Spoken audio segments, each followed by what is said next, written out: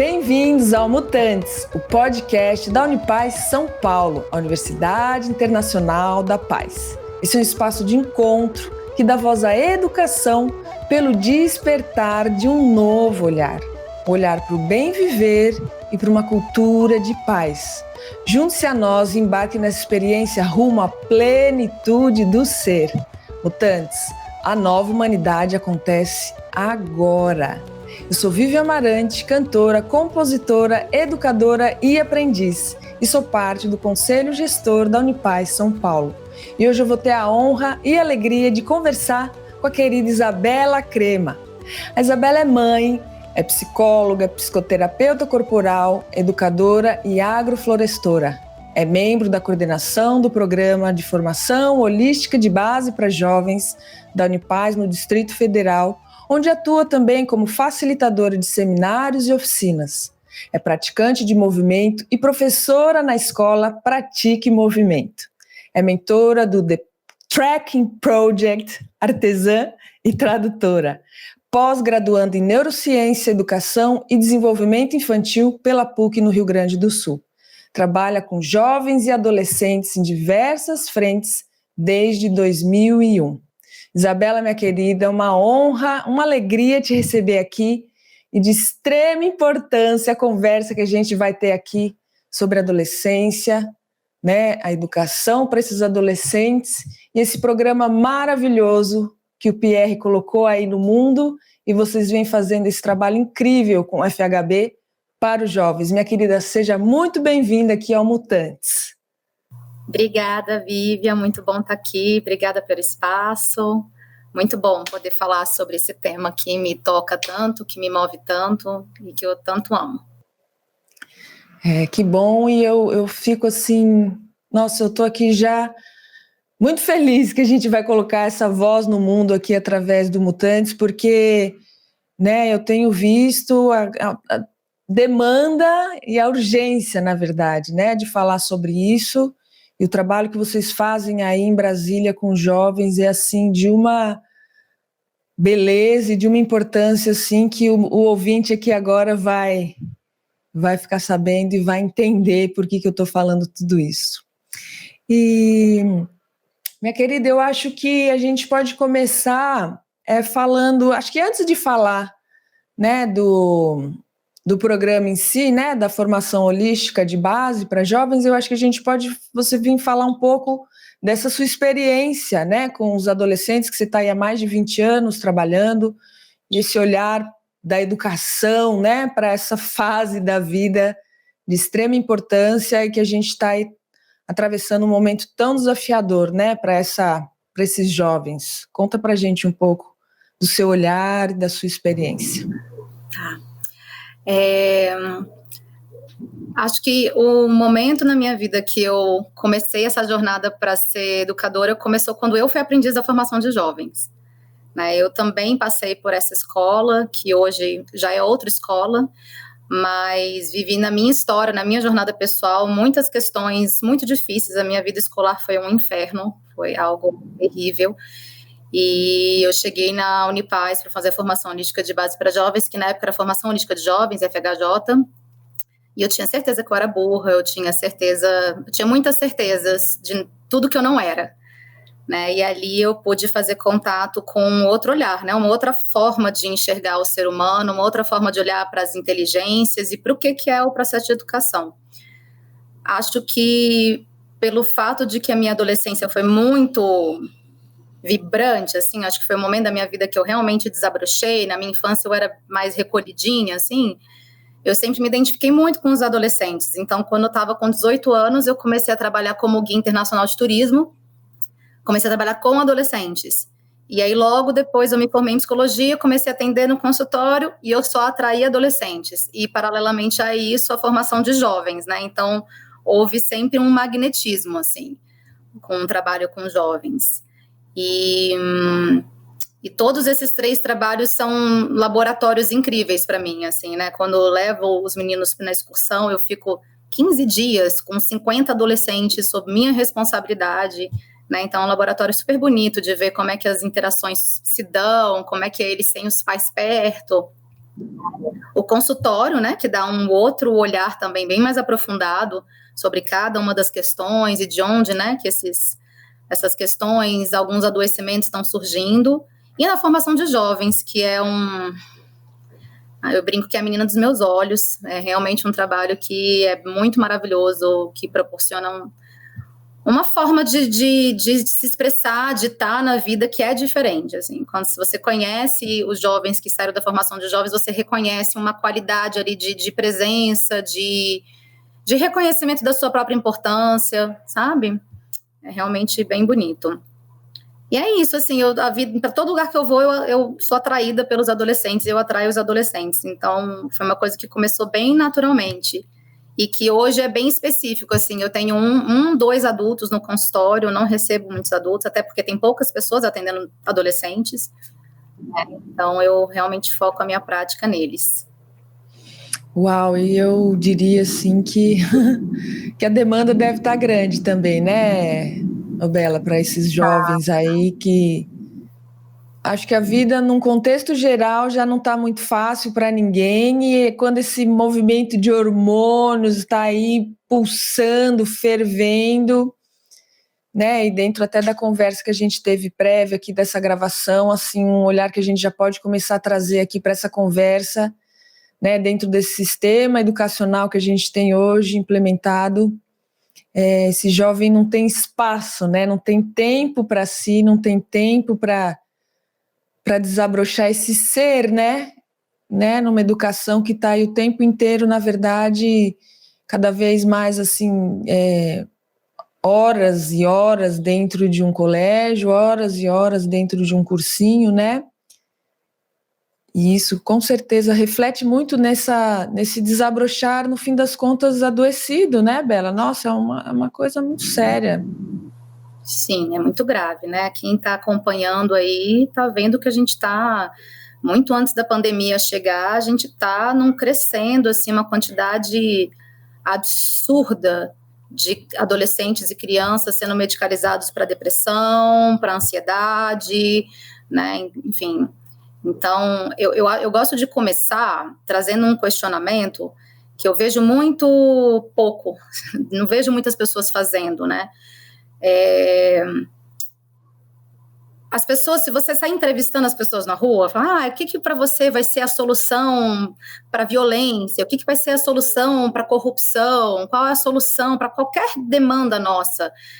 É quase que geral, é quase que 100% das pessoas respondem educação.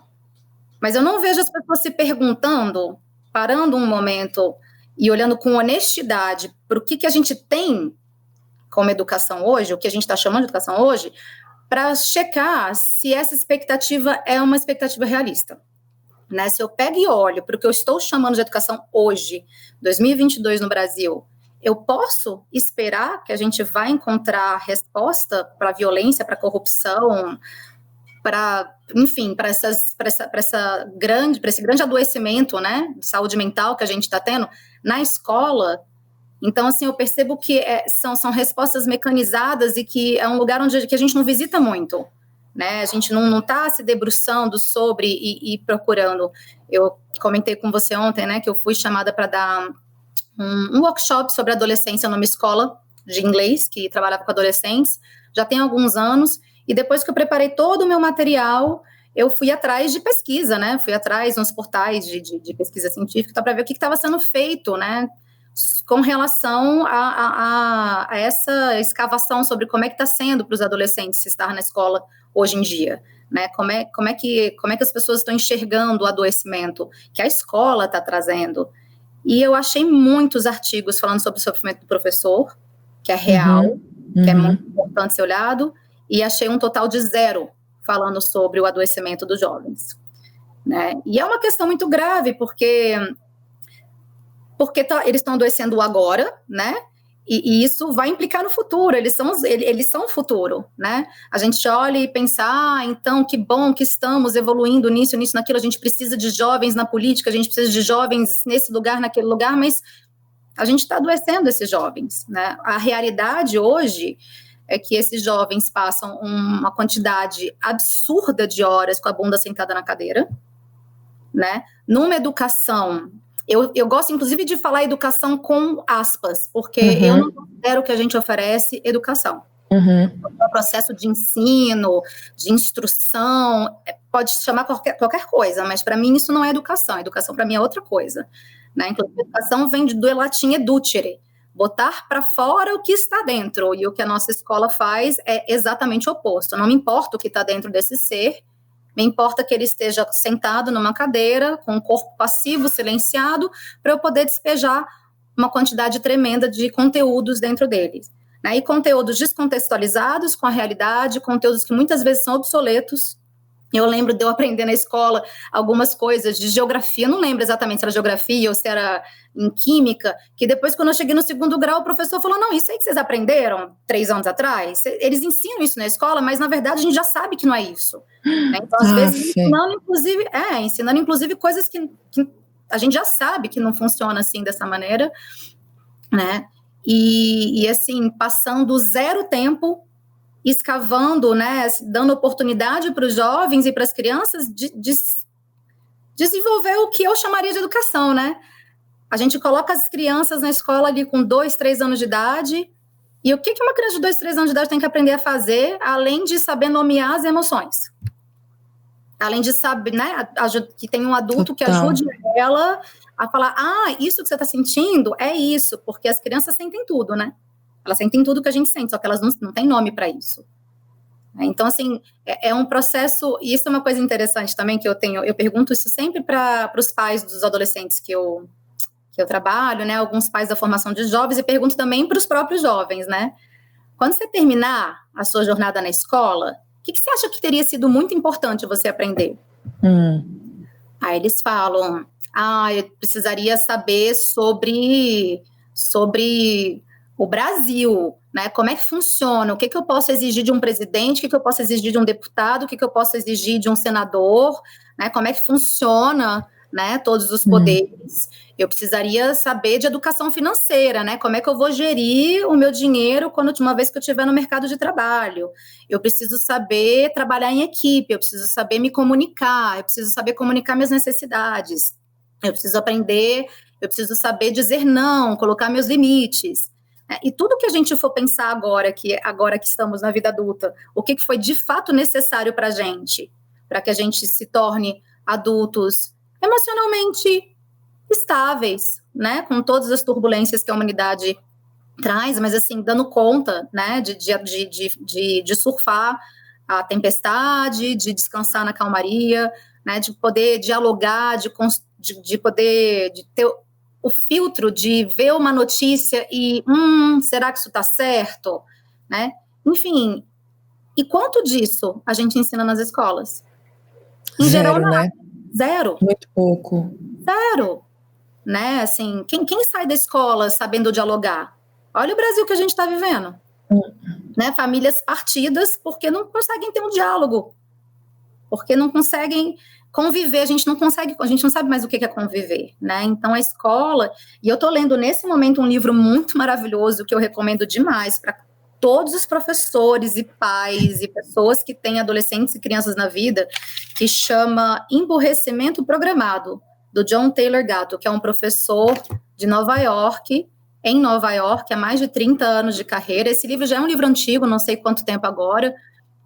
Tem uma hora no livro que ele calcula as horas das crianças, né, dos jovens. Eles falam, as crianças passam, em média, tantas horas na escola, tantas horas fazendo dever de casa, tantas horas em deslocamento, casa, escola, casa, tantas horas dormindo, tantas horas na televisão, tantas horas comendo, né, porque a gente precisa comer, para poder chegar numa equação que desse para ele um vislumbre de quantas horas, em média, essas crianças têm livre, para se descobrir nos 7 dias da semana. E ele chegou no número de 9 horas. Nossa. 9 horas semanais. É muito pouco, né? É nada. Imagina. Uma fase que você está ali... Nossa, como eu falei, essa ebulição hormonal e 1000 coisas acontecendo dentro, não tem espaço, né? Dentro e fora, né? Porque é uma fase que não são nem só os hormônios, o mais importante é no cérebro, né? A neurociência hoje né, a gente já tem muito mais conhecimento que antigamente. Antigamente a gente achava que a adolescência era sobre só uma efervescência de hormônio, mas na verdade o cérebro é muito mais responsável por várias questões que a gente tem, né? Então, tem um descontrole no próprio corpo, né? Chega na pré-adolescência, para poder entrar na puberdade, o corpo acumula um pouco de gordura, e aí nasce pelo, e aí começa a sentir um desejo por uma outra pessoa, e aí a sexualidade começa a despertar, e aí os interesses começam a despertar, aí a criança sai desse mundo família, né? De onde ele veio, e precisa ir para o mundo, só que nós somos animais gregários, a gente não vai para o mundo sozinho, a gente precisa encontrar o nosso bando, e isso exige tempo, disposição, né, de qual que é a minha galera, eu sair dessa família e para onde é que eu vou agora, né? Então, é uma quantidade tremenda de coisas que a gente precisa de tempo para viver, precisa de tempo para processar. Não sei se as pessoas que estão ouvindo se lembram como é que foi quando se deu conta da primeira vez que se apaixonou por alguém. Né? Ou então quando a menstruação desceu a primeira vez, né? E às vezes a gente nunca nem conversou sobre isso em família. Como é que foi quando começou a ter CC? Como é que foi quando começou a nascer pelo? Quando o peito começou a nascer? Quando o menino teve a primeira ejaculação depois que acorda? São processos de uma beleza, sabe? De uma importância, porque é uma fase da vida que morreu, a infância morreu, e a gente precisa ter tempo para viver essa morte, e a gente precisa ter tempo para construir esse novo. E quanto tempo sobra? Esse cálculo que o Gato fez, não tinha internet nessa época. No livro ele só fala de televisão, ele não contabilizou mídia social, ele não contabilizou streamings, ele não contabilizou nada disso, porque esse livro é mais antigo. Embora todo questionamento seja absolutamente real e atual, né? Então, o que a gente está fazendo com os jovens e com as crianças na escola é algo terrível. Algo terrível, para no fim das contas, qual que é o real valor dos conteúdos que a gente sai da escola tendo aprendido? Primeiro, quantos de nós aprendem isso tudo, né? A maioria decora, vomita na prova, vai para as férias, chega no ano que vem, não se lembra de basicamente nada do ano anterior, né? E quanto disso é aproveitável? Uma pergunta que eu sempre faço é, e aí, alguém fez alguma coisa com a tabela periódica que você foi obrigada a decorar no segundo ano? Se você não vai trabalhar com química, por que você exigiria de um adolescente decorar a tabela periódica? É verdade. Então, e agora a menina desculpa, mas com esses com celulares e tablets, essas 9 horas deve ter diminuído, Fê, pra quase nada. Porque agora é mais um vício, né? Assim, até uma dependência, é uma coisa muito séria, eu acho, na verdade. Deve estar, esse quadro aí desse livro deve estar, infelizmente, deve estar pior, né? Tá pior, e não só tá pior, não só por causa dessas coisas novas que apareceram, como hoje a escola, na minha percepção, é muito pior. Na minha época, quando eu estava no segundo grau, eu tinha um sábado de prova a cada temporada de prova. Eu também. Tinha um dia por semana que eu tinha que ficar na escola para fazer educação física. E era assim, era metade da tarde só. E nem era sempre, eu acho.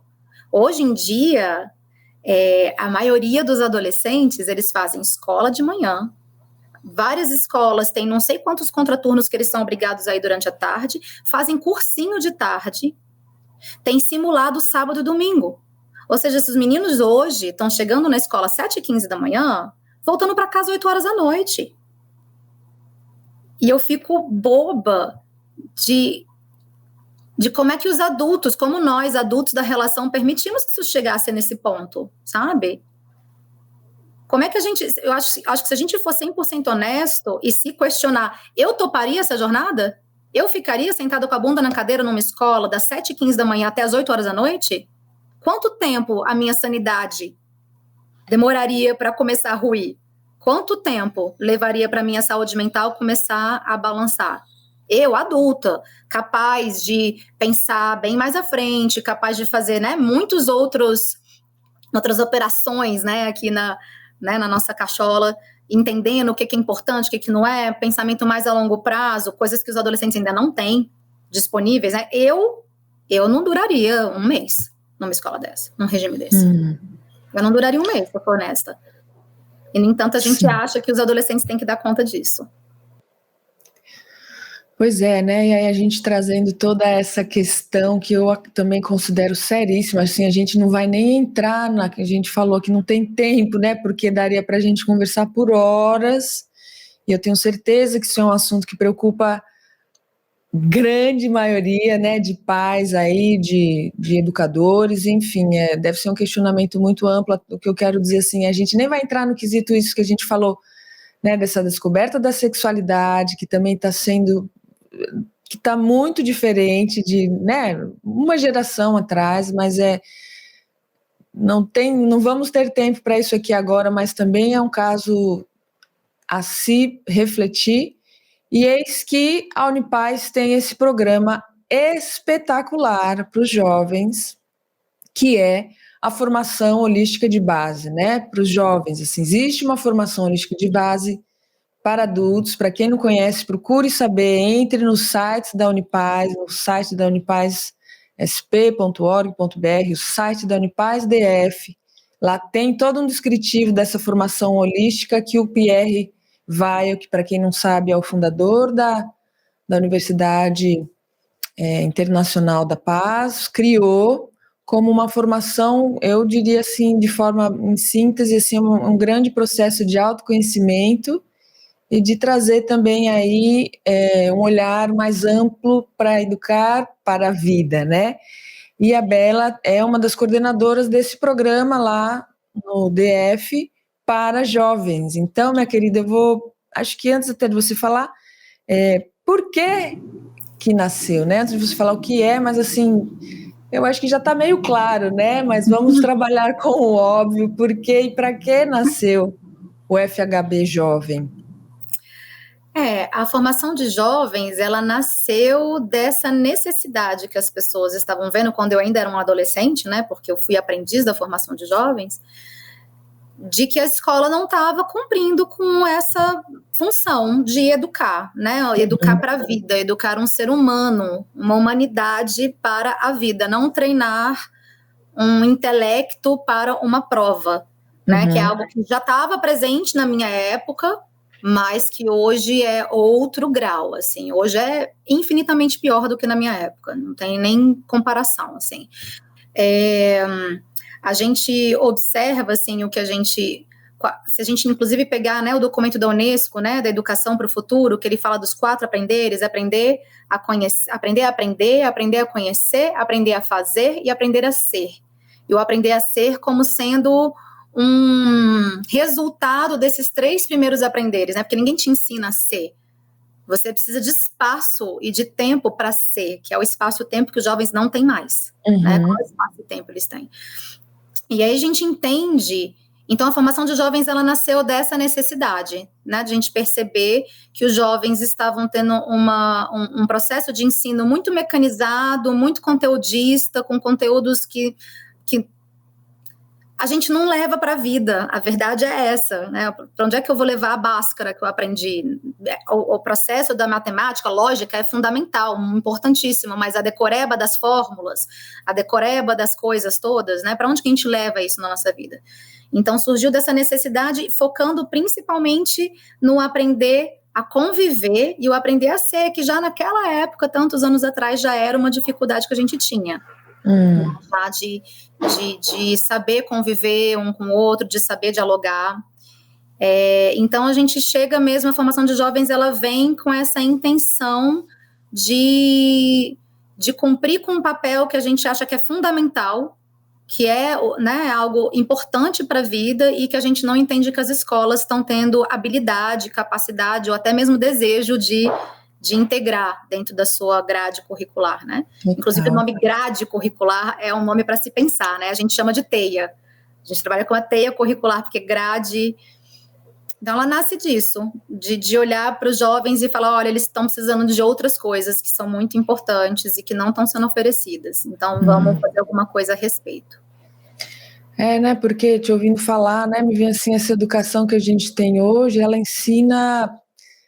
ela tá aí para aprender educa para uma prova, né, para um vestibular, para um Enem da vida, ela educa para competir, né, não para colaborar. E uma das coisas que eu acho fundamental a gente trazer, que seria também fundamentais a gente trazer, e eu sei que o FHB traz isso para o jovem, é aprender a sentir, permitir-se sentir, saber nomear o que sente e aceitar o que sente, né, Bela? Porque essa falta de educação emocional mesmo, né, que a gente tem aí, que a gente não tem, nossa, ela gera um desequilíbrio na sociedade imensurável, né?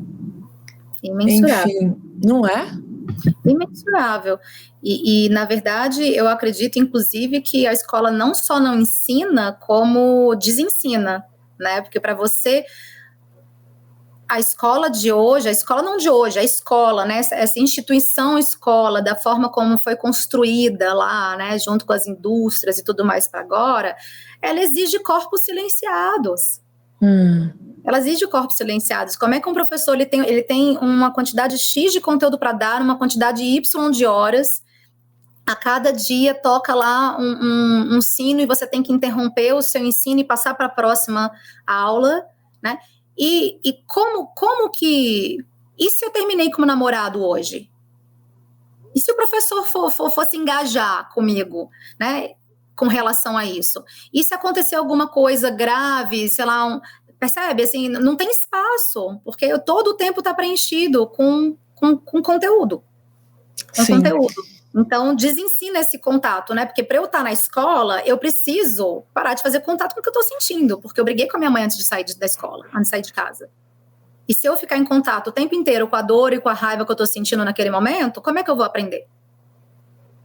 Percebe? Aí tampa, né? Abafa o caso. Abafa o caso. E vai. E aquilo vai, né, calcificando dentro, né? E isso e é isso, como você bem falou lá, os índices de depressão, de ansiedade, enfim. Fora também uma coisa importante que a gente falou e que eu acho muito válida a gente trazer aqui para o ouvinte, essa questão dessa separação das idades, né, dentro do sistema educacional que a gente tem hoje, que você não tem contato com os menores e com os maiores, não, é só aquela faixa etária ali, e isso acaba também gerando, né, uma questão. Fala um pouquinho mais sobre isso, Bela. Nossa, é uma questão interessantíssima, que eu mesma comecei a pensar sobre isso bem recente.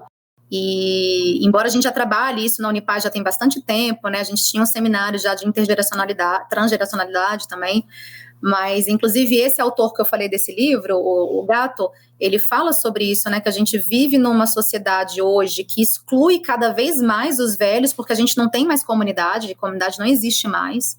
E eu já fui pro Xingu algumas vezes, e é muito lindo de ver como tá todo mundo junto, é o velho com o bebê, com a criança, com o adulto, com o adolescente, e como essa retirada artificial do convívio com as várias idades deixa as crianças sem contato com o passado, né? Que são os velhinhos, que são os avós, que são os bisavós, os anciões. E sem contato com o futuro, que são as crianças que estão chegando agora, que estão, né, fazendo contato com outro mundo, com outros entendimentos, com outras questões, porque já está uma geração para trás, e como isso é um fator alienador, né, de você mesmo, da sua vida, da sua família, da história de onde você vem, da história da sua cultura, e priva a gente dessa construção. A gente não tem mais aquele momento em que a gente senta para escutar o avô contando o caso de como é que era a vida na época dele. Né? Porque esse avô está isolado em algum lugar e esse avô não entra na escola, né? Então, é uma questão bem grave mesmo, porque inclusive, e é interessante que a gente vive num mundo hoje absolutamente intolerante aos velhos, absolutamente intolerante às crianças. A gente tem hoje, eu não sei se vocês viram isso, muitos anos atrás, como começou a acontecer nos Estados Unidos, uma onda de mães de bebês pequenos indo pegar voo, escrevendo bilhetinhos para entregar para todos os passageiros, já se desculpando em antemão, porque o filho ia chorar. Que ponto que a gente chegou? Um bebê não tem espaço mais para chorar, porque os adultos ficam incomodados. A gente tem hoje resorts e hotéis onde não é permitida a presença de crianças, né? Onde é que a gente vê pessoas mais idosas andando na rua, andando na cidade? A gente enclausura elas dentro de casa, com um cuidador. Então, assim, a falta de convívio com isso vai gerando uma inabilidade cada vez maior de lidar com essas fases da vida. Fases da vida que todos nós vamos passar e passamos. Claro. Né? A gente não gosta de ter sido silenciado, né, enquanto bebezinho, mas a gente quer silenciar o bebezinho da moça do voo, porque incomoda os meus ouvidos. A gente não quer ser silenciado quando a gente for mais velho, mas é o que a gente faz. E a gente retirando as crianças do convívio dessas pessoas, os adolescentes do convívio com essas pessoas, a gente vai construir uma sociedade cada vez mais intolerante, com as dificuldades e com as questões particulares dessas fases da vida, claro.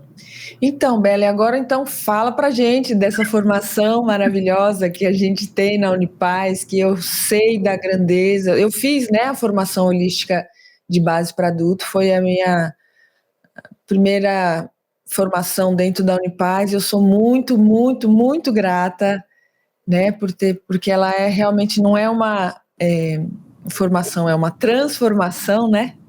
Isso também acontece no FHB Jovem. Então, conta pra gente um pouco como é que funciona, o que é esse FHB Jovem, como é que ela está estruturada. Eu sei que teve aí agora na pandemia, ela infelizmente precisou pausar, né? Mas se Deus quiser, Ele há de querer, isso retorna agora, em 2022. Conta pra gente um pouco, Bela, desse projeto, desse programa. Conto. Então, a formação de jovens, ela acontece da seguinte maneira: a gente se encontra um fim de semana por mês, lá na Casa da Cachoeira, no campus aqui da Unipaz de Brasília. A gente tem uma cachoeira e uma casinha de madeira a 5, 7 passos da cachoeira. Então, a gente se encontra lá de sexta-feira até domingo. É um programa de imersão, isso é parte fundamental do nosso programa, né? Então, os jovens chegam lá na sexta e vão embora de lá só no domingo, no meio da tarde, mais ou menos. Sem mídia, sem celular, sem internet, sem telefone, sem jogo, sem videogame, sem detox, nada que priva a pessoa do contato com os outros, né, com o grupo. Inclusive, com a natureza, né? Com a natureza, até música, né? Música no fone, não, vamos tocar uma música, pega um violão, a gente toca uma música todo mundo junto, porque é um momento em que a gente quer privilegiar o contato com as pessoas, o aprender a conviver, que pra gente é uma das partes mais esquecidas da nossa trajetória, né? E desses 4 aprenderes que a Unesco traz, estão todos em defasagem, né? Principalmente o ser, porque ele é uma culminância dos outros, mas o conviver a gente percebe que é uma questão muito, muito pouco trabalhada mesmo. Então, em cada fim de semana, a gente tem uma equipe enorme que cuida desses jovens, desse grupo de jovens, do início até o fim.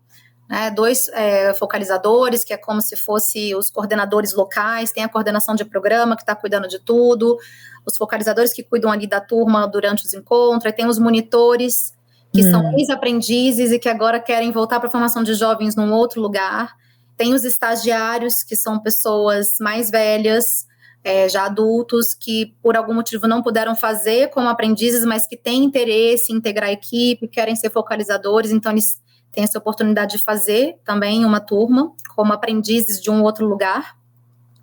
E além dessa equipe enorme, a gente tem um facilitador de tema e um facilitador de oficina a cada fim de semana, né? Cada um trazendo um tema. Então, a gente tem, por exemplo, Roberto Crema trazendo sonhos, danças e arrepios, com uma facilitadora trazendo a dança. A gente tem o John Stokes, que é meu professor do The Tracking Project, que você mencionou, que é lá do Novo México, que vem para o Brasil, e ele dá um seminário que chama Nutrindo as Raízes da Paz, que é um seminário sobre tecnologias indígenas e sobre cosmovisões indígenas e como que isso se aplica ao rastreamento. A gente trabalha com rastreamento. Aí tem a Lídia Rebouças, que vem da arte de viver em paz, a arte de ver a plenitude, a arte de ver o conflito, né? O trabalho do Pierre. Sempre com uma oficina, a oficina sempre tem alguma coisa a ver. A oficina é um momento mais prático, assim. desse conceito que a gente traz da Unipaz, a gente tem a holologia, né, que é o momento de estudo da interesa, holos, interesa, logia, estudo, e a holopraxis, o momento de praticar. A formação de jovens, ela é muito, muito, muito vivencial. Ela é mais vivencial do que ela é teórica. Então, principalmente nas oficinas, a gente faz questão que sejam coisas bem práticas. Então, a gente tem oficina de capoeira de Angola, a gente tem oficina de arte em bambu, oficina de bioconstrução, sempre conectada com o tema do seminário. Que maravilha! Seminário de agrofloresta, de permacultura, tudo que a gente entende que são temas que a gente olha para hoje, olha para as necessidades dos jovens de hoje nessa construção da vida para frente, tudo que a gente entende que é necessário está dentro da nossa teia. Então, a gente tem um seminário que chama Amor, Barato e Criatividade, que é uma brincadeira com sexo, drogas e rock and roll, que é um seminário que a gente aborda a questão do sexo, da sexualidade, das drogas, e assim vai, né? Então, uma vez por mês, ao longo de 17 meses, sendo que 16 são encontros temáticos e o último, o 17º, ele é o que a gente chama de colheita. É um momento que a tribo, né, os jovens que chegam na formação de jovens, quando a gente chega no 3º encontro, a gente fecha a turma, ou seja, ninguém mais pode entrar, né, porque a gente protege esse grupo e as pessoas com mais intimidade. É mais para promover intimidade e confiança no campo, né? Se a gente tem uma pessoa nova entrando a cada encontro, chega uma hora que a gente não vai se sentir 100% à vontade, a gente não aprofunda tanto. E aí no 3º encontro a gente fala que a gente deixa de ser uma turma para ser uma tribo, né? E aí, que legal. A partir da metade, assim, da formação de jovens, mais ou menos, a gente já começa a trabalhar com eles o que eles estão a fim de mostrar na colheita, que é o momento de eles passarem esses 16 meses plantando várias coisas, e o que é que eles estão colhendo agora no fim dessa jornada e que eles gostariam de mostrar, né, para as famílias, para os amigos, para quem eles escolherem convidar. Então, é um momento mais celebrativo, que eles constroem o fim de semana inteiro, não tem nenhuma estrutura pré-montada para esse último fim de semana, eles constroem do zero, se querem receber as visitas no sábado, ou se é no domingo, enfim. E é isso. E aí uma coisa bem linda que eu percebo que acontece, que eu acho que é uma parte da mágica da formação de jovens, é que na adolescência a gente gasta muita energia para encontrar a nossa galera, né? Isso é muito importante, isso é saudável, isso é necessário. A gente sai, na infância a gente está ali no mundinho, né, que a família ofereceu aqui dentro, guardadinho. Quando a gente é criança, a gente tem uma relação mais passiva com o mundo, passiva no sentido de que a gente recebe que a nossa família escolhe dar pra gente. Porque se a família não escolher dar pra gente, a gente não vai receber, a gente vai conhecendo o mundo depois. E que esse momento da adolescência, quando a gente vai para o mundo, a gente precisa encontrar os nossos pares, né? Nós não somos uma espécie que anda sozinha, a gente não é tigre, né? A gente não vem dessa lógica a gente é de uma lógica de comunidade.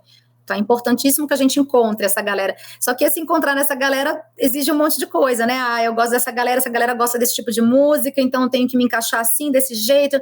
E quando eles chegam na formação de jovens, eles chegam jovens de todos os lugares, de todos os tipos, de todos os gostos musicais, de todos os estilos, de tudo, né? Porque vai chegando. E só o fato deles chegarem lá, eles já são parte. A diversidade, né? E esse gasto de energia para poder pertencer a um grupo, ele deixa de existir, porque só de estar lá eles já fazem parte daquilo. Né? Então isso gera uma coisa muito linda. De pertencimento, de convívio com a diferença. Né? Porque no meu grupinho que eu escolho lá na escola, todo mundo pensa mais ou menos igual, né? As nossas bolhas, as bolhas que a gente vai criando, chegando lá, não, vão ter outros jovens que pensam coisas diferentes. Né? E aí a gente começa a conseguir conviver com o diferente, a dialogar. E a gente brinca que os temas, a gente não, né? A Ruth Maria fala isso, a Ruth Maria, coordenadora de programa, guardiã da chama da formação de jovens, até hoje. Ela brincava quando eu comecei, eu e o Luiz, quando a gente começou a ser coordenador, né? Ela brincava, gente, na verdade, os temas são muito importantes, mas na verdade, eles são só uma desculpa pra gente estar junto. Maravilhoso. E aí no nosso cronograma é muito legal, porque a gente acorda e a gente faz uma holopraxis, que é sempre uma prática física para despertar o corpo.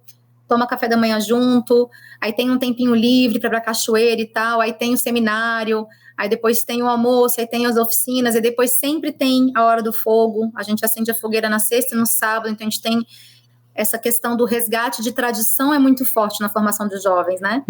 A tradição de se sentar em torno do fogo, que é a primeira coisa que a gente tem registro da nossa espécie fazendo.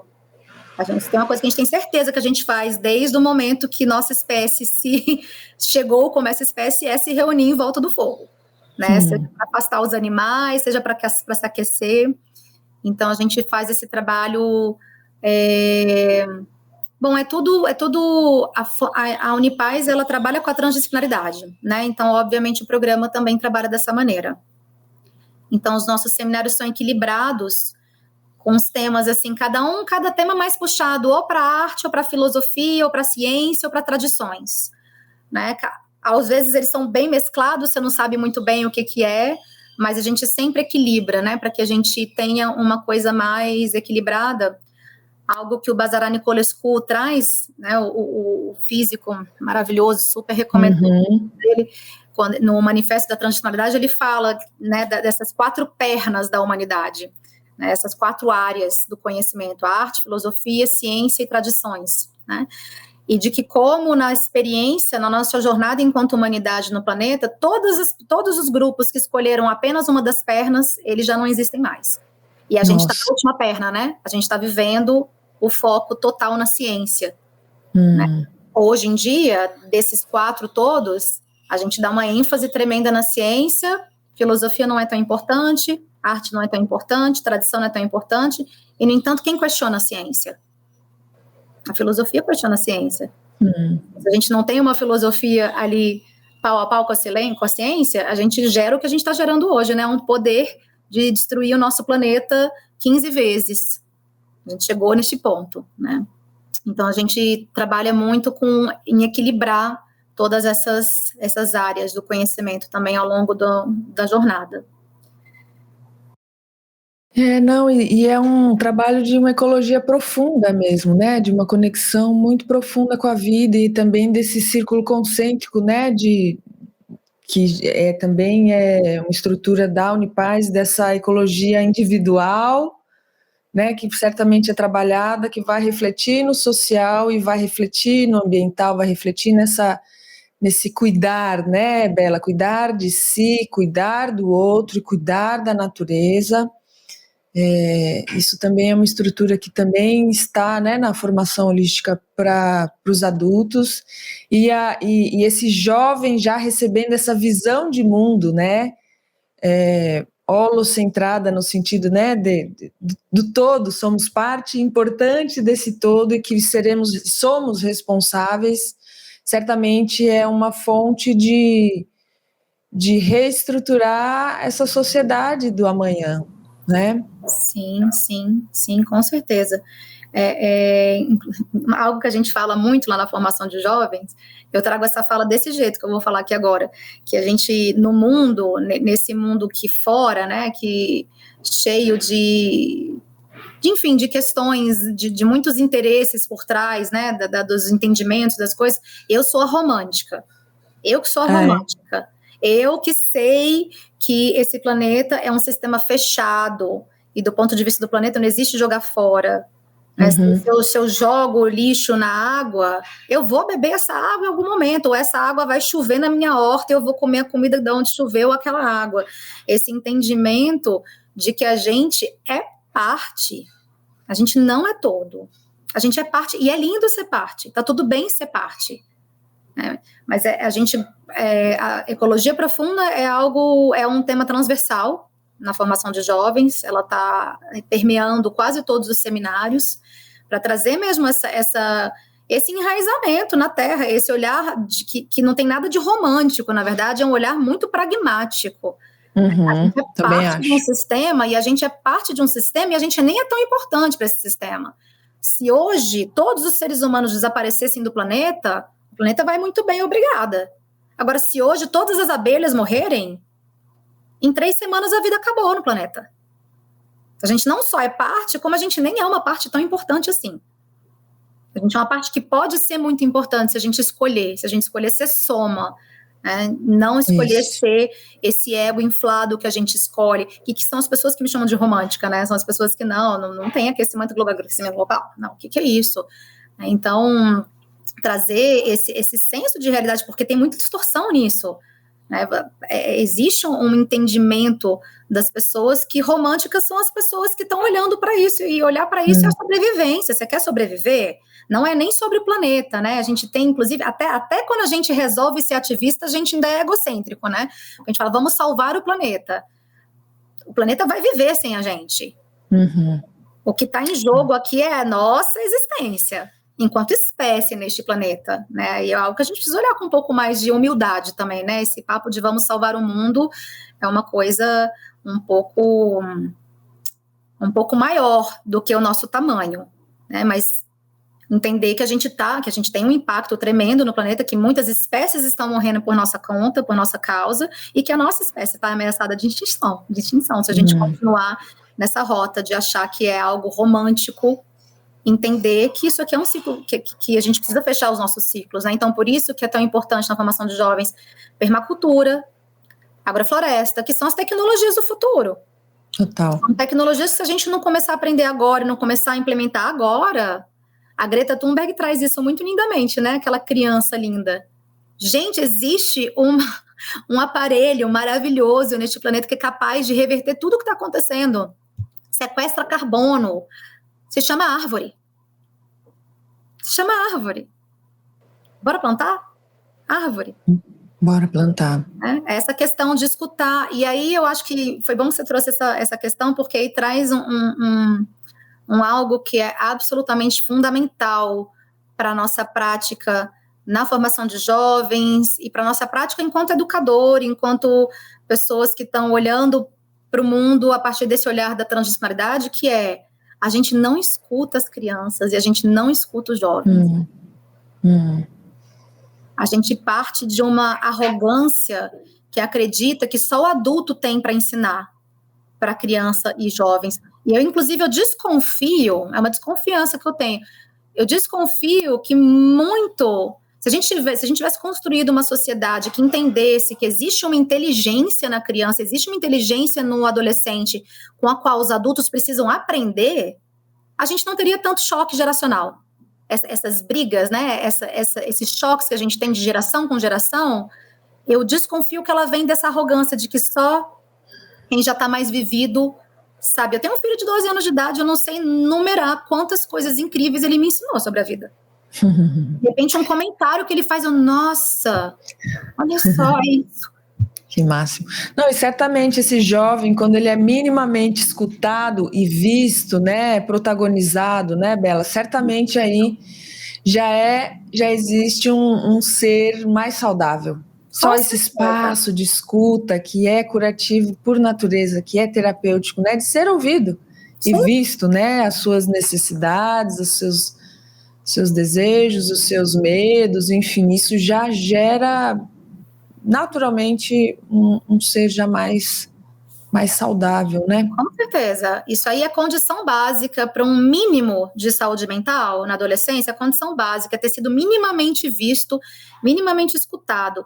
E é interessante que, aí voltando no assunto da escola, né, a gente também precisa escutar e enxergar as inteligências. Existem vários tipos de inteligências. Múltiplas, né? Múltiplas. Existem várias formas de olhar esse mundo. E a escola ensina uma. E quem está dentro desse se dá bem. Se dá bem, vai tirar nota boa, vai passar. Mas quem não se enquadra, que foi o meu caso, eu fui essa adolescente. Eu fiquei de recuperação em matemática da 5ª série até o 3º ano. E eu sentava na frente, prestava atenção, e eu fazia aula particular, e eu tirava média. E eu achava que eu era burra. E não tinha nada com isso. Só que, né, a minha habilidade estava em outro lugar. Tirava 10 em arte, tirava 10 em línguas, tirava 10 em várias outras coisas. Mas a escola, realmente, os pais, eles dão valor para isso? Eles valorizam isso? Né, e a gente volta para esses 4 pilares, né, de uma sociedade saudável. Ela precisa ter esses 4 pilares igualmente trabalhados. Fala de novo os 4, Bela. Arte, filosofia, ciência e tradição. Você gosta São de pensar quatro nele, sabe como? Para lembrar fácil, o café, que é ciências, artes, filosofia e a espiritualidade, né? Essas ótimo, assim, tradições. isso, a gente está chamando de tradições. Isso. Ótimo, gostei dessa Fica fácil, né? Para Fica mais lembrar. fácil. Pois é. Nossa, minha querida, é o que a gente falou, dava para a gente ficar aqui por horas a fio, porque é um tema de tanta relevância. Meu Deus, eu espero de verdade que essa nossa conversa aqui chegue no coração do ouvinte, está aqui com a gente, né? Eu agradeço, sempre agradeço o ouvinte que vem com a gente aqui até o fim, né, do papo, porque eu tenho sempre a sensação que a conversa ela vai aprofundando e tal. O meu coração aqui, assim, realmente ele pulsa para que mais educadores, né, mais pais despertem para esse tema porque é uma grande transição que a gente está atravessando. Esse podcast chama-se Mutantes, né? Eu tenho certeza que a formação de jovens, o que ela faz, ela está formando mutantes mais despertos, né, para essa transição da humanidade. Então, que esse trabalho de vocês, né, o seu aí, o Luiz também, maravilhoso, e toda a equipe envolvida da formação para jovens, que ela expanda, né, que mais pessoas se interessem, que mais pessoas sejam parte, né, dessa teia que precisa, a gente sabe da importância, da necessidade disso tudo crescer nesse mundo desafiador que a gente está vivendo. E a gente vai caminhando aqui para fechar essa conversa, né, minha querida, assim, mas eu quero não só assim agradecer, mas eu quero acho que pedir para você deixar uma inspiração, né, do seu coração também aqui. Você, poxa, mais de 20 anos assim, esse trabalho eu sinto que ele é até meio magnético assim, né, que você falou que o jovem chega para você e desde sempre foi assim. É esse dom, né, esse talento mesmo, porque é um dom, é um talento, né? Cada um tem o seu, então que realmente no fim das contas é esse grande chamado para esse ser, né? E o seu é esse trabalho tão lindo com jovens e dentro dessa grande experiência aí de tantos anos fazendo isso e tendo um filho também agora, né? Na porta da adolescência, não é? O que você diria assim para gente? O que você deixaria assim como inspiração, como dica, assim, dos mais profundo do seu coração, que há tanto tempo vem fazendo isso, Bela? Gente, do mais profundo do meu coração, façam terapia. Pai, mãe, professores, porque sem um trabalho interno e da gente se conectar com as nossas questões, com os nossos problemas, a gente vive num mundo que tem pouquíssima tolerância aos adolescentes. É impressionante a reação das pessoas quando eu falo que eu trabalho com adolescente. 90% falam, nossa senhora, mas você é corajosa.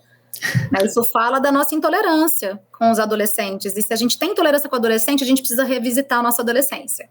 Alguma coisa ficou perdida ali atrás, né? Então, e uma outra frase que eu falo muito é que criança e adolescente que precisa de terapia, seria ótimo todo mundo fazer, mas que precisa é porque a família precisa de terapia.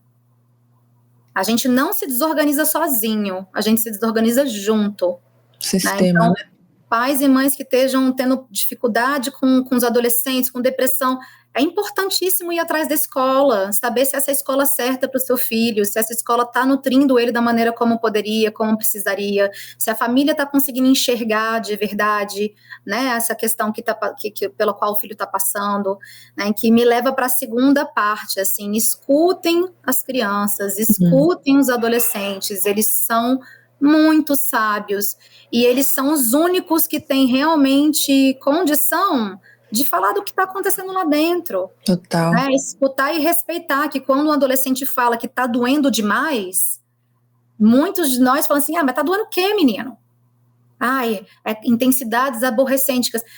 Quando a gente termina o primeiro namoro, e a pessoa acha que vai morrer, a gente, como adulto, a gente sabe que a pessoa não vai morrer, a gente sabe que essa pessoa vai um dia encontrar outra pessoa, mas a experiência daquele jovem naquele momento é essa, isso tem que ser respeitado.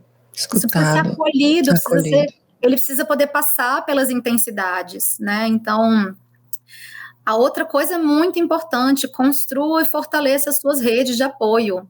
Mãe de adolescente, pai de adolescente, encontrem outras mães de adolescentes e pais de adolescente, troquem ideias, vão atrás de profissionais, né? E o mais importante, mentira, não é o mais importante não, acho que tudo isso é igualmente importante. Estudar, gente. A gente vive uma lógica muito distorcida. Para todo mundo é muito claro que se você quer ser um médico, você vai estudar. Se você quer ser um cabeleireiro, você vai estudar. Se você quer ser um cirurgião, você vai estudar. E dependendo do grau de complexidade daquilo que você vai fazer profissionalmente, é mais e mais estudo, né? Você quer ser um neurocirurgião, é uma outra dose de complexidade, exige mais estudo. E a gente acha que ser pai e mãe. Que se a gente tem condição biológica de gerar um filho, isso é equivalente a gente vai ter condição emocional de cuidar, de educar um filho. Isso não é verdade. Isso não está dado. Os nossos pais viveram outro planeta. Então, o que minha mãe e meu pai tinham para me ensinar sobre infância já não estava se aplicando tanto ao meu filho daquela maneira, né? E lembrar que o nosso automático é reprodução.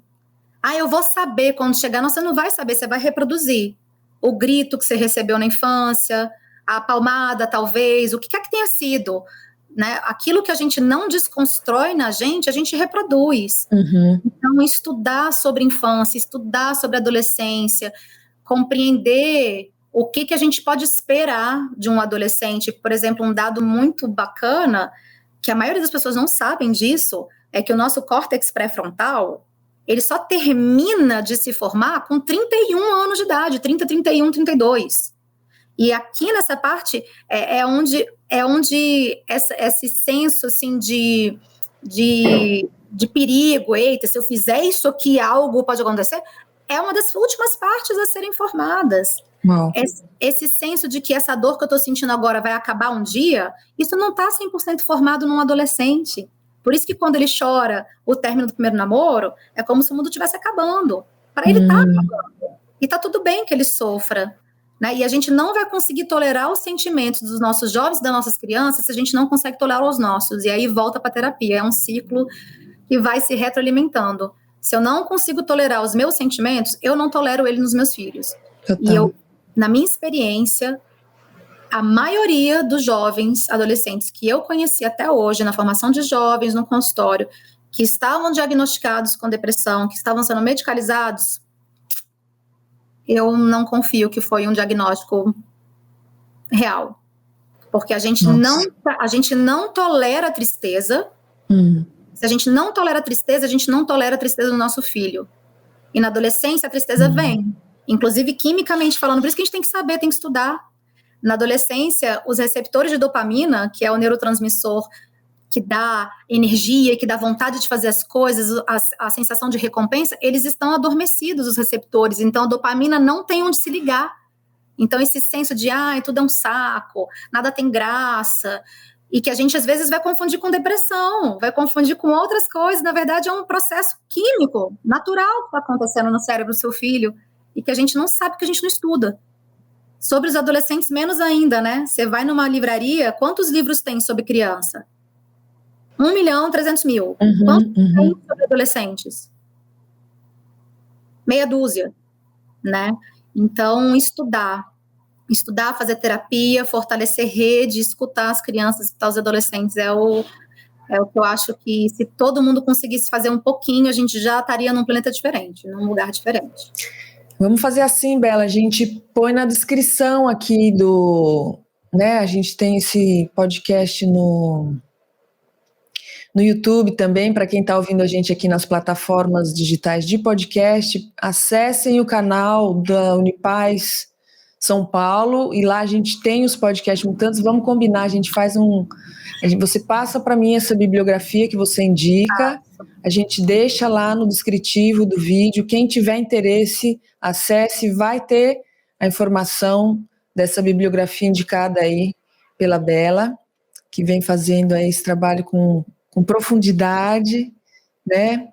E, minha querida, é isso. Muito, muito obrigada, não só por essa nossa conversa, né? Como eu falei lá no começo, que ela seja inspiração para a transformação e para essa conexão com a vida, né? Assim como também quero agradecer de todo o meu coração. Eu fico emocionada. Ai, meu Deus, eu sempre fico emocionada. Esses temas que me tocam profundamente, porque eu sei da relevância.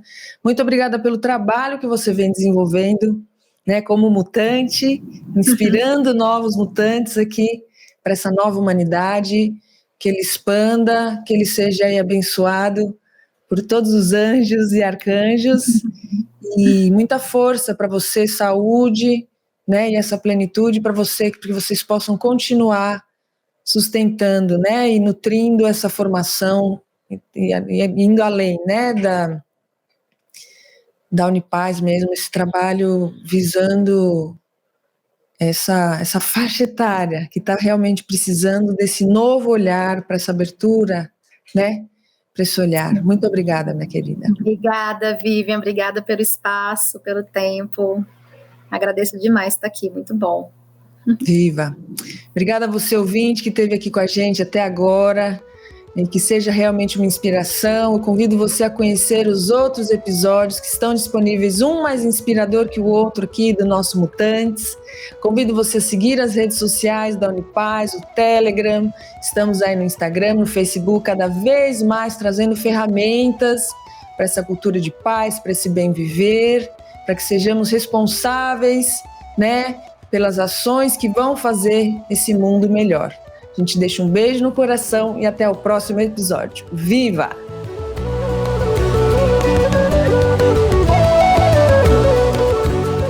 O podcast Mutantes é uma realização Unipaz São Paulo. Produção Dharma Rocks e Vivian Amarante. Apresentação e roteiro Vivian Amarante. Edição Rogério Diniz. Trilha sonora Bruno Maia.